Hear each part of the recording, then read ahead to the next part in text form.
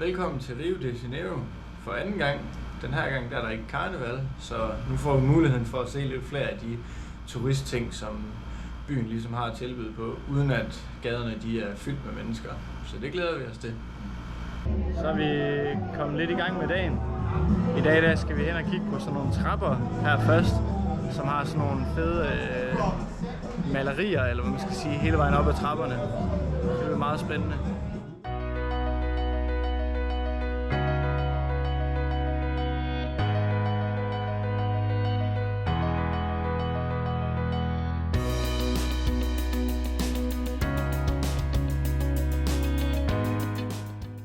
Så er det simpelthen lige en dansk sten med den lille havfrue herovre.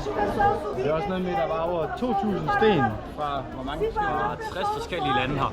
Ja, og Danmark er så en af dem.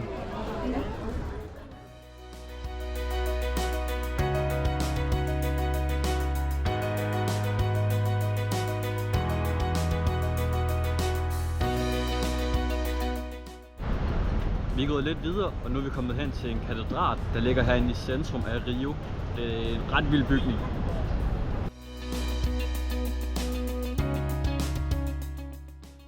Kæmpe katedral. Mini Jesus.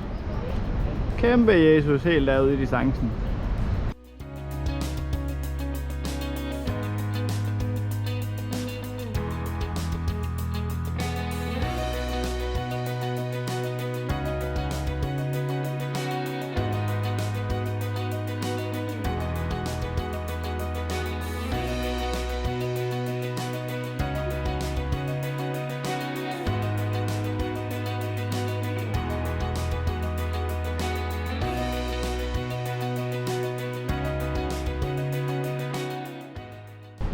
Så er vi lige gået videre fra katedralen, og så er vi kommet hen til sådan en lille plads, der er her, med sådan en meget flot statue i midten. Og det er faktisk et område, vi genkender, fordi sidst vi var her, der var det hele hegnet ind, og var sådan et kæmpe festpladsområde, som vi faktisk måtte gå udenom, fordi der jo var karneval, da vi var her sidst. Så det er lidt sjovt, at vi lige løber ind i en af de steder igen. Men den er virkelig flot, den her.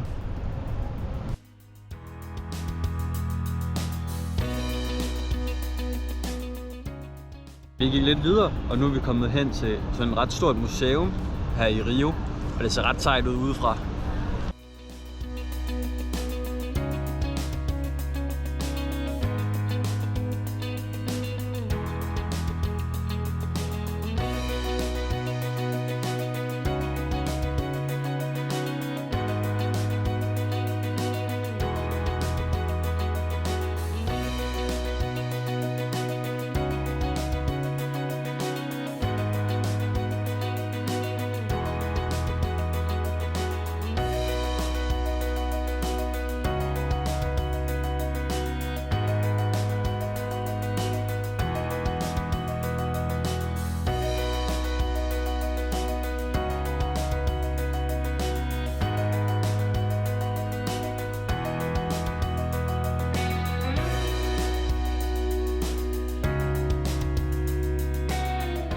Så blev vi færdige på museum.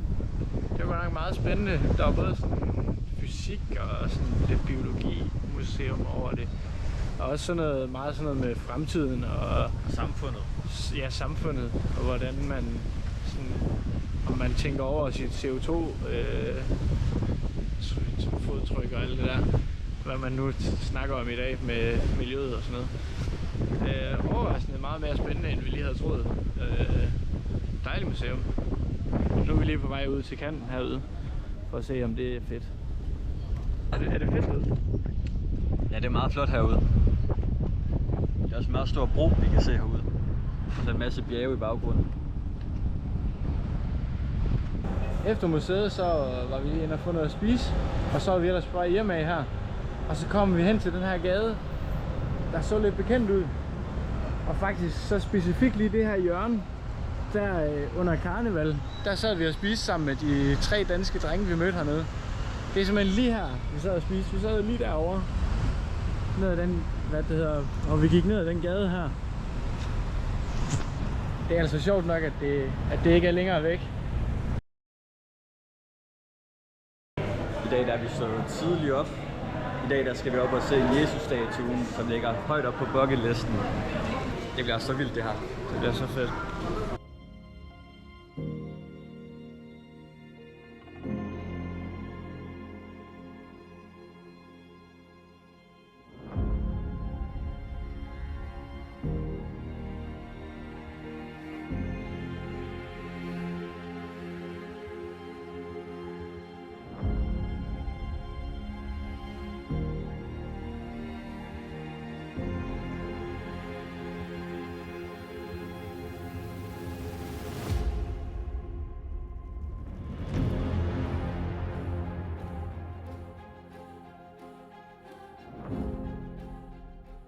Nu er vi ved at være helt oppe ved toppen.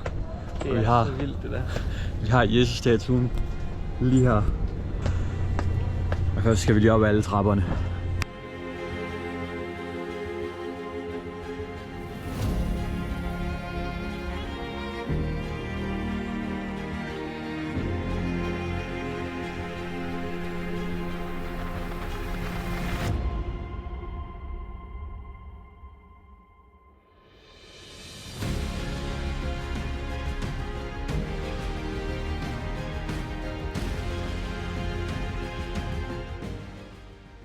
Så er vi altså godt nok kommet helt op på toppen og har stået her midt i alt fotograferingen og for os selv fået taget lidt billeder sammen med Christ the Redeemer, ham selv deroppe. Det er så vildt at være heroppe, og udsigten heroppe den er også helt fantastisk. Kæmpe oplevelse.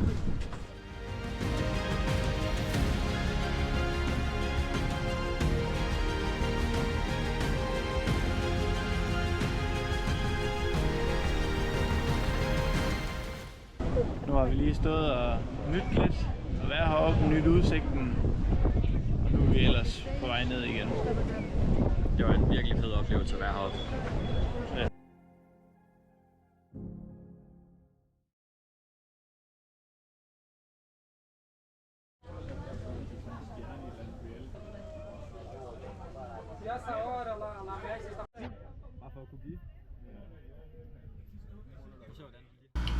Efter vi kom hjem, så har vi slappet lidt af, og nu skal vi ned til Copacabana og have noget frokost, og derefter ned og nyde stranden.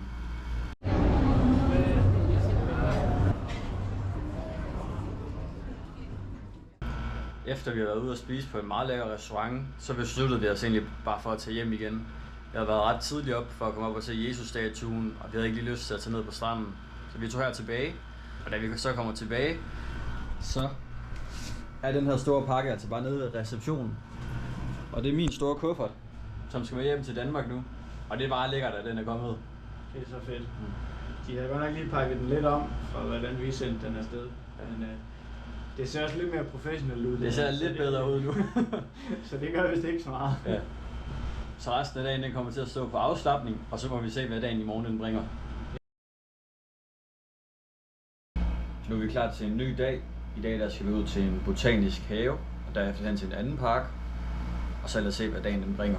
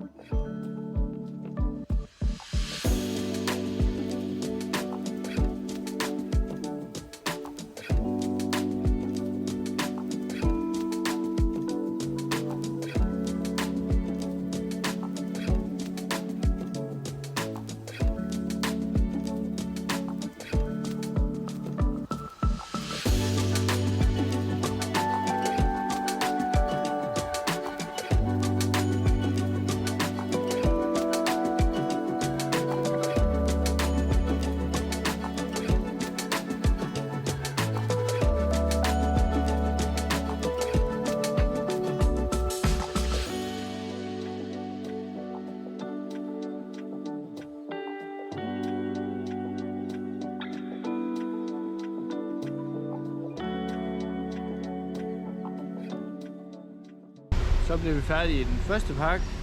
Så var vi lige inde og få noget lækkert at spise på et pizzeria. Det er noget med Ella Do Pizzeria eller sådan et eller andet, den stil. Det var virkelig, virkelig lækkert. Men nu er vi kommet hen til en anden park. Så skal vi gå lidt rundt her og se, hvad der sker her. Det drypper en lille smule, så vi håber, det stopper, så vi ikke behøver at tage hjem.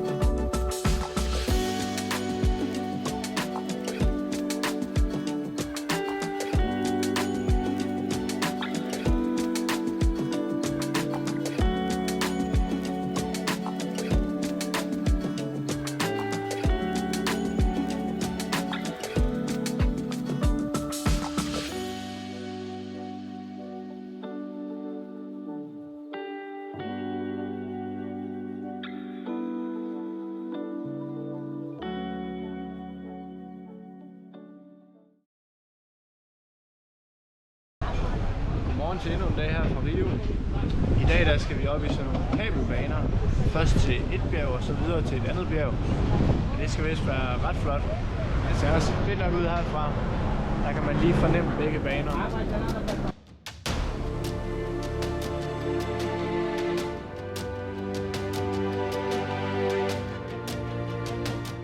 Så er vi på vej op.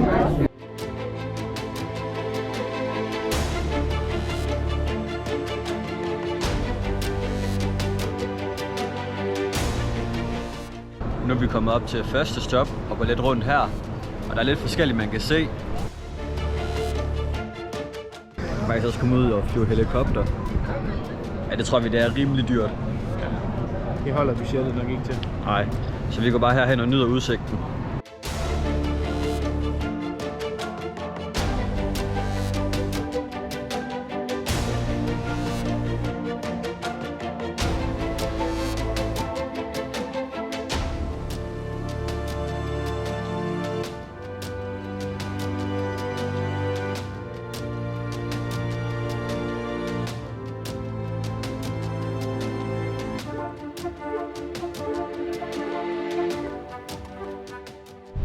Står vi lige og nyder en is her i den flotte udsigt. Det er helt vildt flot heroppe.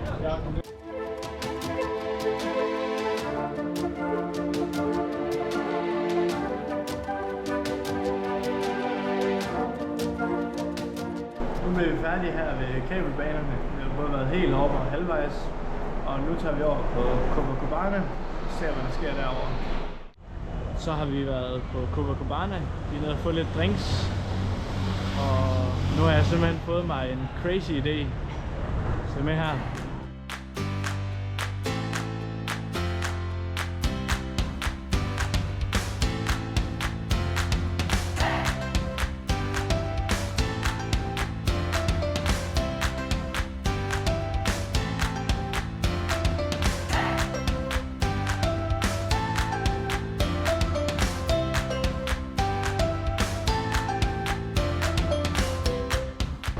Hvad siger du til det, Anton?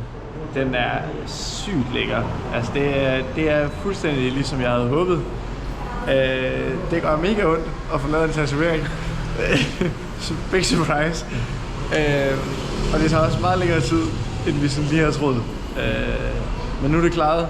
Nu skal vi have noget at spise, og så skal vi ellers bare lige hjem og slappe lidt af. Den er så fed. Den er så fed.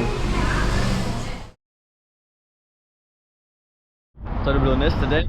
I dag der starter vi dagen ude ved akvariet. Der er sgu ret fedt.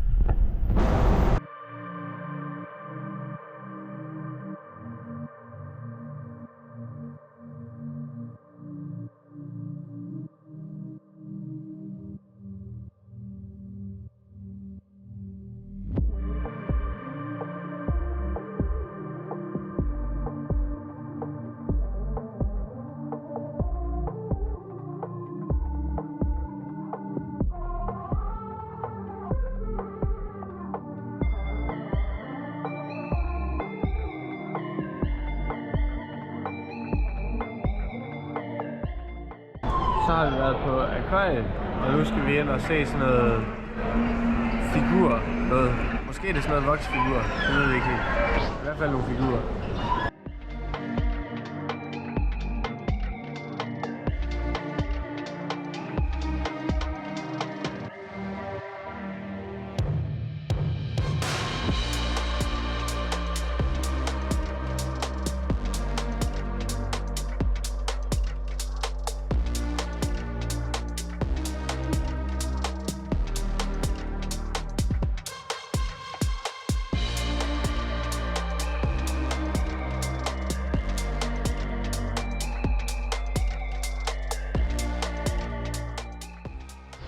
Vi blev færdige med at kigge på figurer.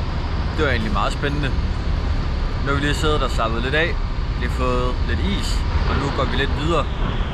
Vi fandt simpelthen lige endnu et kunstmuseum, så her vil vi ind og se, om der er noget spændende herinde.